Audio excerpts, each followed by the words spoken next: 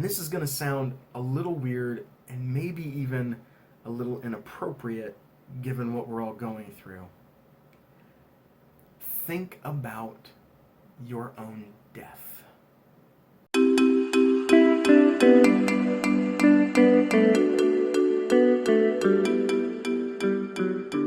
Hey friends, welcome back. So this is kind of ironic, but you know how for the past 5 weeks we've all been told to be really careful what we touch with our hands? So I'm willing to bet that almost all of us, in fact, yeah, every single one of us, every day, we have all been touching the same thing: our phones. Now, what's my point? Am I trying to say your phone is dirty and you need to go disinfect it? No, that's not the point I'm trying to make. No, my point is this. Our phones, are we spending too much time with them during this whole quarantine thing? I'm afraid that we might be. And not just our phones, but entertainment in general. Listen, if you're anything like me, I've been watching a lot of shows, I've been watching a lot of TV, I've been watching a lot of YouTube, and in an effort to stave off boredom, right? I get it.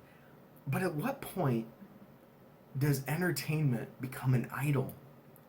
Pastor Tim Challies describes idols in this way. He says, idols are usually those good things that become ultimate things. Is your phone an ultimate thing? Like, could you not live without your phone or entertainment for one day during quarantine? You know, speaking of idols, think back with me to that first most famous idol, the golden calf, right? Exodus chapter 32, Moses is up on Mount Sinai. He's taken a little bit too long to come down, and the Israelites are getting restless, and so they go to Aaron and they say, hey, make us a golden calf. So they give all of their gold to Aaron. By the way, that's gold that God gave to them. Read about that in Exodus 12. So they take this God-given gold, they give it to Aaron, and he crafts a golden calf. And they worship it. And in verse 6, it actually says this: the next day the people rose early and sacrificed burnt offerings and presented fellowship offerings. And listen to this: afterward they sat down to eat and drink and rose up to play. Rose up to play. What an incredibly accurate description of our attitude towards entertainment and technology today. Do you know what's incredible? What I can do with this phone. Right now, I could send like precious water to suffering people in Africa, right? Right now, I could text every person I know in the world and send them life-changing scripture. I can do that right now, but what do I spend most of my time doing with this device? Yeah, cat videos, right? Like YouTube, games, snaps, and TikToks. It's crazy, right? I mean, some of us, we wake up, rise up, and the first thing we do literally with our day is we play. We rise up and we play with our phones. Think about that. And I know this quarantine hasn't made that any easier. So what's the answer here? If I feel like maybe I am making my phone or entertainment an idol, what do I do with that? Do I just say, no, stop it? Well, we know ourselves and we know that it's probably not as easy as that. So here's 3 quick suggestions. Number 1, immerse yourself in scripture and in prayer. Be earnest and sincere and call on God to give you a thirst for Him and His glory that is greater than your thirst for anything else.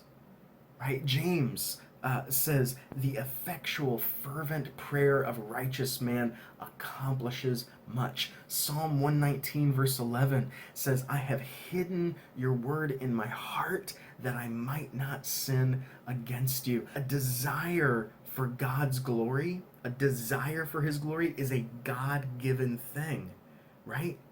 He has to do it. So beg him to do it. That's suggestion number one. Suggestion number two is this: share your faith. Talk about your faith.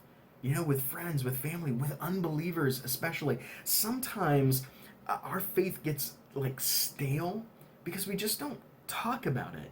And it can feel like something that just exists in our heads or in our little tiny circle of friends, right?